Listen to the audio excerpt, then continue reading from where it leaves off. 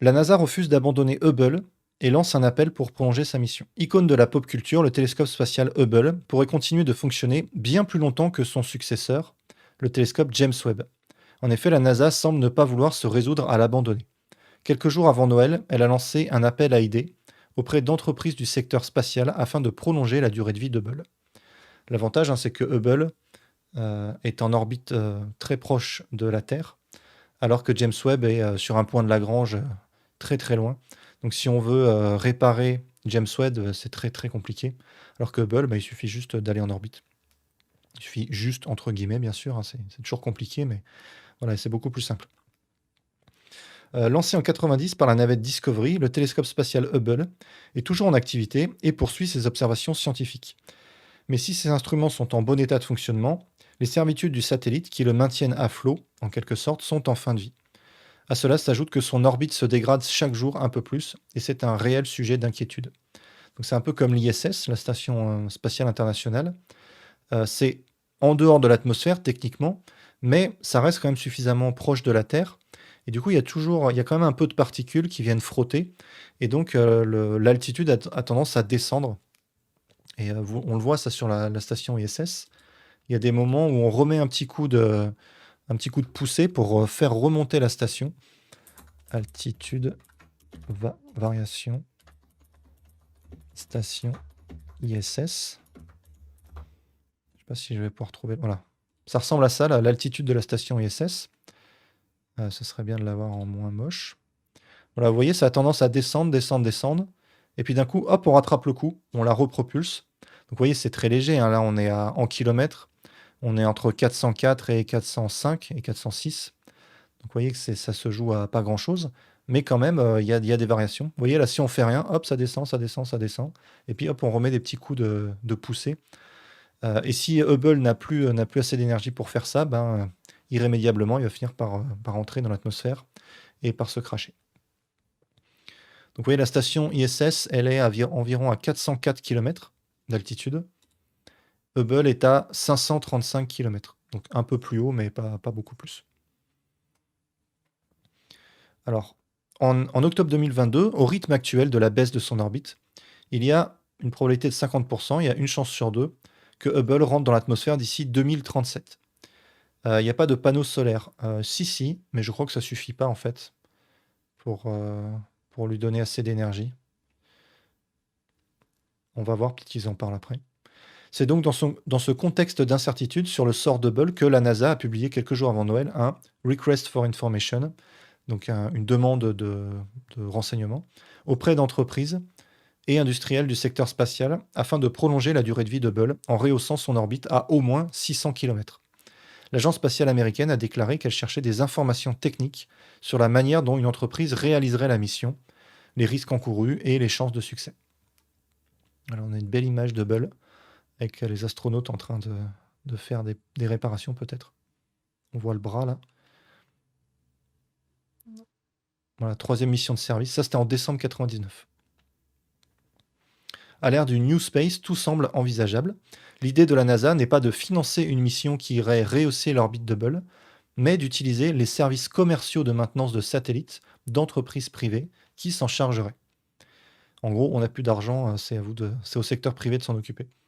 L'appel à idées précise que le ou les partenaires devraient participer à cette mission et l'entreprendre sans échange de fonds, les entreprises étant responsables du coût de la mission. Voilà, débrouillez-vous, c'est vous qui financez.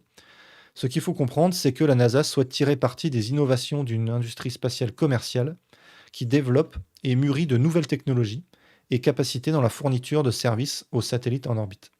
Mais si Hubble est principalement visé, la NASA a en tête également d'autres satellites gouvernementaux vieillissants, dont il y a un intérêt évident à prolonger la durée de vie. Effectivement, c'est sûrement beaucoup plus économique de réparer Hubble plutôt que de relancer toute une mission qui prendrait des années et qui coûterait des milliards. Autant essayer d'utiliser ce qu'on a déjà là. Alors, ce Request for Information intervient près de 3 mois après que la NASA a annoncé un accord avec SpaceX sur l'étude d'une mission Crew Dragon à destination d'Hubble afin de le rebooster et éventuellement d'effectuer l'entretien du télescope. À l'époque, les responsables de la NASA avaient déclaré rester ouverts à des accords similaires avec d'autres entreprises. C'est donc ce qui semble se dessiner. Un petit encart là. Dès sa conception, le télescope a été pensé pour permettre aux astronautes de lui rendre de petites visites d'entretien, comme ça a été le cas en 93, 97, 99 et 2002. Ces missions ont été très utiles, elles ont grandement contribué à la longévité de son activité opérationnelle, par des interventions de maintenance et de remplacement d'instruments, de panneaux solaires par exemple. Donc ouais, il y a bien des panneaux solaires, et ils ont même été remplacés. Mais surtout, par la réparation de plusieurs éléments tombés en panne, comme les gyroscopes. Cette demande d'information appelle, ok, ça ils ont enfin traduit le truc, à idée, appel à idée, ok. Cette demande d'information appel à idée a cela d'intéressant qu'elle pourrait fournir des renseignements sur les capacités commerciales existantes, ce qui devrait aider la NASA dans ses choix et orientations futures au sujet de l'avenir immédiat de ces satellites situés sur des orbites très basses. Voilà, donc ça c'est vraiment les orbites très basses, 400 km, 500 km. L'orbite géostationnaire c'est 36 000 km, donc c'est 30 000 km d'altitude je crois. Et après on rajoute le rayon de la Terre. Et James Webb, c'est beaucoup plus éloigné que ça. La date limite des réponses a été fixée au 24 janvier. La NASA n'a pas indiqué quand elle pourrait décider de soutenir un éventuel projet pour rehausser l'orbite d'Hubble, mais le temps presse. Bien que ça... 10% de distance Terre-Lune. Ok. Bien que sa retombée dans l'atmosphère ne soit pas prévue avant le milieu de la décennie 2030, il faut savoir que l'orbite d'Hubble devrait diminuer jusqu'à une altitude de 500 km vers 2025. À cette altitude, le rendez-vous orbital sera très difficile à réaliser, tout comme la remontée. Ouais, plus on attend, et plus c'est compliqué de la rebooster. Ouais, c'est à peu près, la distance divisée par 10. Ouais. Ok, ça c'est un autre article, mais dans le même genre, on va le lire. C'est assez court. SpaceX propose à la NASA de prolonger la vie d'Hubble. Donc ça date d'octobre 2022. Ok. On va peut-être pas tout lire. Le but de cette mission est de prolonger la durée de vie de ce télescope qui a révolutionné l'astronomie moderne. Ouais, ok. Cette étude prendra environ 6 mois. Une partie de l'étude consistera à déterminer le coût, le calendrier, etc. Y compris la question de savoir si la mission nécessiterait des astronautes. Ça peut être sympa, s'ils envoient des gens à les réparer, ça peut faire... aller voir ça en direct, ça peut être incroyable. Là, c'est vraiment effectivement le New Space, on commence vraiment à remettre des gens dans l'espace assez régulièrement. Même s'il y a la station ISS qui est toujours là. Mais... Ok, donc le Crew Dragon, le petit module de SpaceX, devrait s'amarrer à Hubble à l'aide du mécanisme de capture installé lors de la première mission d'entretien de la navette en 2009. Aujourd'hui, Hubble se situe à environ 535 km.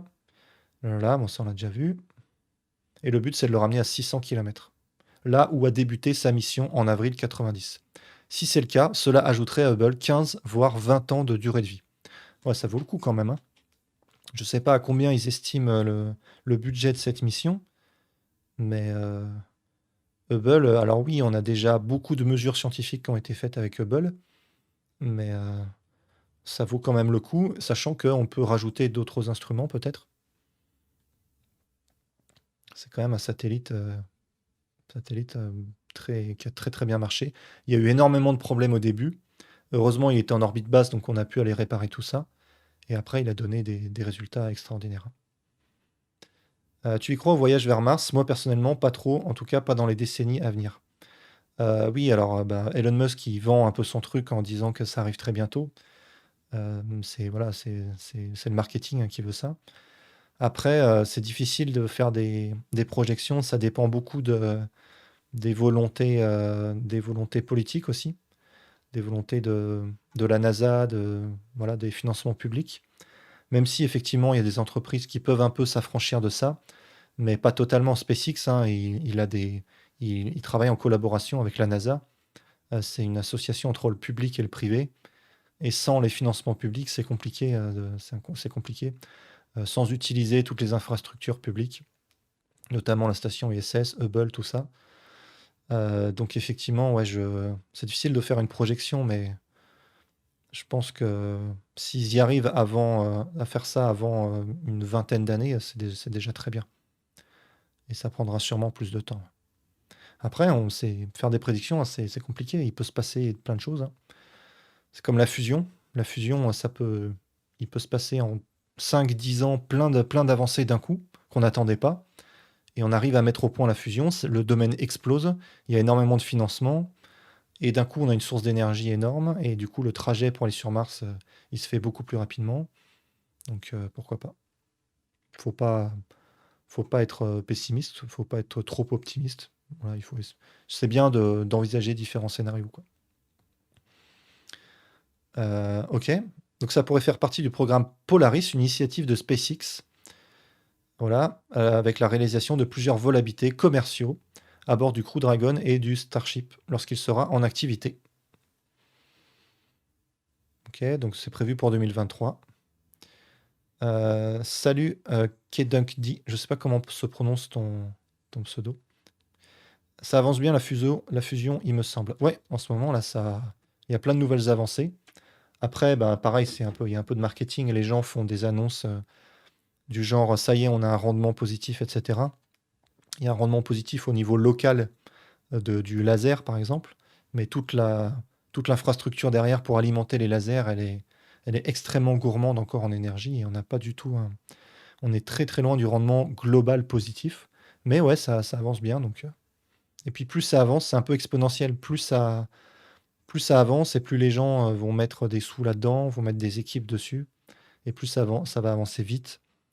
Et voilà, il y a une sorte de cercle vertueux. Ok. Ce vol comprendra la première sortie dans l'espace depuis un vaisseau spatial, Crew Dragon. Et ça pourrait être la deuxième mission Polaris. Ça pourrait donner des idées à des entreprises qui développent et proposent des missions de service à destination de satellites. C'est notamment le cas du véhicule MEV de Northrop Grumman, je ne connais pas ça, dont 2 exemplaires sont arrimés à des satellites de communication Intelsat en orbite géostationnaire, l'orbite dont je parlais, afin de prolonger leur durée de vie. Ok, bah c'est intéressant, hein, c'est le New Space, ça, on commence à retourner sérieusement sur la Lune, dans l'espace. On va peut-être remettre des gens sur la Lune et on va commencer à occuper un peu plus l'orbite basse, l'orbite géostationnaire, avec tous les problèmes de pollution visuelle que ça cause, bien sûr. Donc voilà, il y a des pour, il y a des contre, mais en tout cas, c'est en train de se développer.